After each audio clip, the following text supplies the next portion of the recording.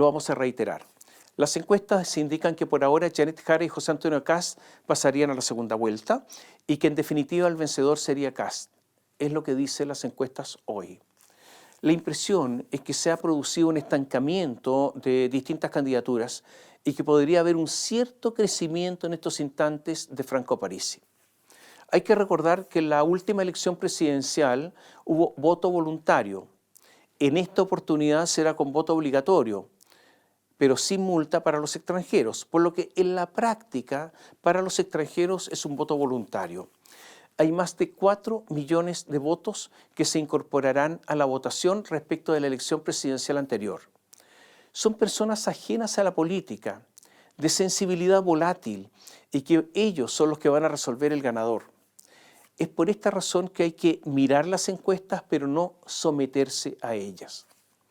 Dos cosas pasaron en los últimos días en materia de elección presidencial. Algunas cosas pasaron, pero vamos a recalcar dos. Nuevamente Janet Jara se olvidó lo que decía su programa de primarias.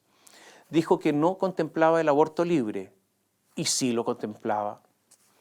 Yo diría, está bien el reseteo, pero no puede llegar a que haya una especie de actividad cerebral plana.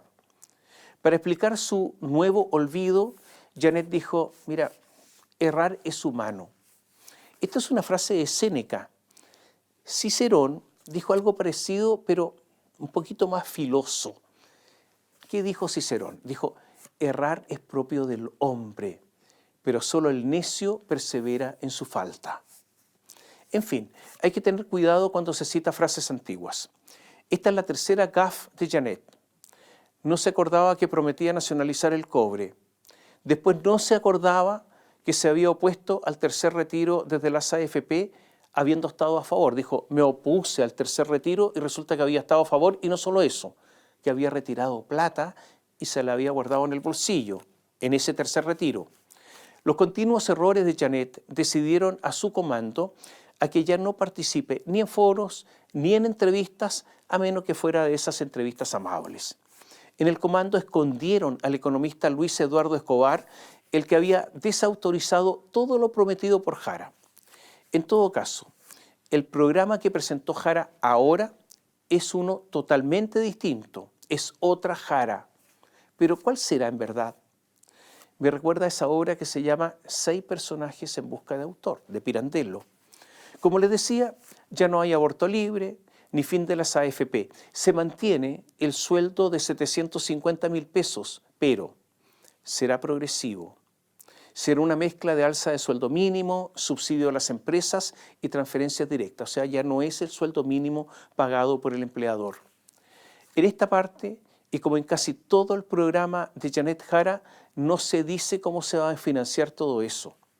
El economista comunista del comando de Janet Jara, se llama Nicolás Bohm, aterrizó el programa. ¿Y qué dijo? Planteamos una alianza donde el Estado aporta orientación estratégica y el sector privado el dinamismo que lo caracteriza. O sea, ellos, porque ellos son el Estado, indican la dirección, hacia dónde ir.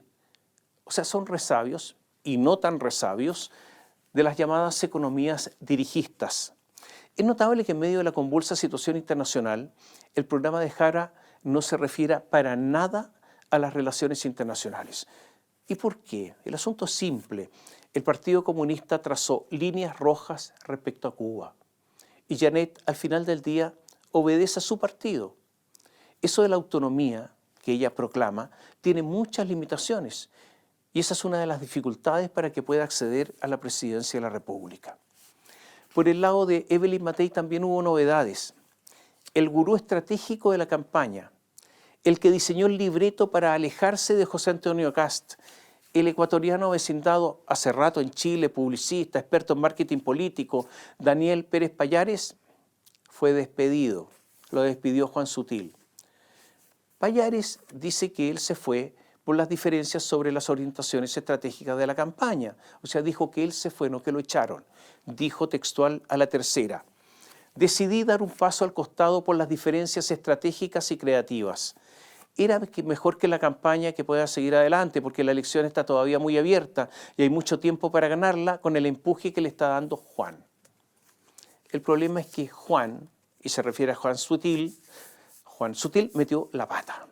Nuevamente alguien de la derecha sale a defender de alguna manera a Pinochet. Juan Sutil dijo relajado: los mejores momentos de la historia de Chile desde el punto de vista político fue el término del gobierno militar dictatorial. Para mí no fue una dictadura, porque las dictaduras se perpetúan en el poder. El gobierno fue dictatorial y terminó, y eso fue una salida negociada democrática. La declaración, usted la escucha, es totalmente confusa, pero claramente dice: para mí no fue una dictadura. Después Sutil intentó aclarar, precisar, circunscribir, iluminar lo que había dicho. Demasiado tarde, ahí está. Hace un tiempo, respecto al mismo periodo, Evelyn Matei habló de las muertes inevitables. Hace poco, en forma extemporánea, mandó una carta abierta a Sebastián Edwards, un recurso raro, extraño, para decir que ella es demócrata y es demócrata desde siempre. Y ahora viene lo de Sutil, que deja esa carta que mandó Evelyn Matei bailando en el aire. ¿Qué hace Matei? ¿Lo despide? No. Todos sabemos que es un comando que requiere contacto con el mundo empresarial. ¿Lo puede justificar? Tampoco. Una situación estúpidamente imposible. Y así poco a poco, en medio de una torpeza, o de torpeza tras torpeza, la candidatura de Evelyn Matei se empantana. Sutil, el interventor de la campaña, el que dejó en la práctica de lado a Diego Paulsen, puede convertirse en un peso, en un lastre. En reemplazo del ecuatoriano Pallares, llegaron a la producción creativa los hermanos gemelos Sebastián y Cristóbal Segers, muy conocidos en el ambiente publicitario, tienen mucho talento. Ese mucho talento, estoy hablando, es posible que en el estado en el que está la campaña de Matei no le sobre nada. Ese mucho talento no le sobre nada e incluso le falte. A lo mejor es una campaña ya a estas alturas imposible. En todo caso, Matei presentó su programa de gobierno y propuso en el cuarto año de su mandato llegar a un crecimiento del 4% y bajar inmediatamente el impuesto corporativo al promedio de los países miembros de la OCDE, o sea, al 23%, con una meta de llegar al 18% en 10 años. Adicionalmente, dijo, se rebajará el impuesto a las pymes al 10%. Propone volver o regresar a un régimen integrado de impuesto a la renta para incentivar el ahorro y la reinversión de utilidades. Y también apoyó recortar, o incluyó en su programa, recortar en 8.000 millones de dólares el gasto público mal asignado en los 4 años de gobierno. En este eje se menciona que se retomará el presupuesto base cero para justificar cada gasto y también plantea políticas sobre seguridad pública. Eso del presupuesto base cero, que es una buena idea, pero yo diría imposible de hacer porque hay leyes vigentes que obligan a gasto. José Antonio Kast presentó también su programa. Incluye un plan de recuperación territorial para enfrentar el crimen organizado, el narcotráfico, el terrorismo y la violencia, además de una política nacional de cierre fronterizo a los inmigrantes ilegales.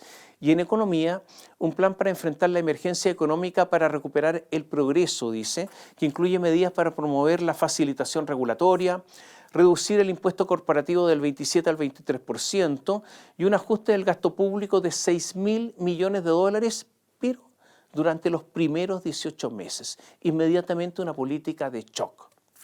Johannes Kaiser presentó su programa y propone 0% de impuesto a las utilidades reinvertidas. Si reinviertes en Chile no pagarás impuestos. Así de simple, dice el documento. Además promete poner fin a la doble tributación interna. Esta propuesta busca un sistema 100% integrado, donde el impuesto que paga la empresa se acredita completamente al socio o dueño. Y también propone eliminar las contribuciones. Dice que bajará los gastos para equilibrar la economía, aunque algunos economistas dicen que eso simplemente, todas estas propuestas no dan. Bueno, las propuestas están lanzadas. Lo que sabemos es que en estos instantes, se lo reitero, está liderando Kast las encuestas y que le queda poco tiempo a Matei para mejorar. Mejorar significa superar a Kast y pasar a segunda vuelta. Su tarea es muy difícil en medio de estas continuas modificaciones en su comando. La tarea de Jara no es pasar a segunda vuelta, porque eso se da por descontado, sino que ganar a Kast en diciembre, en el balotaje.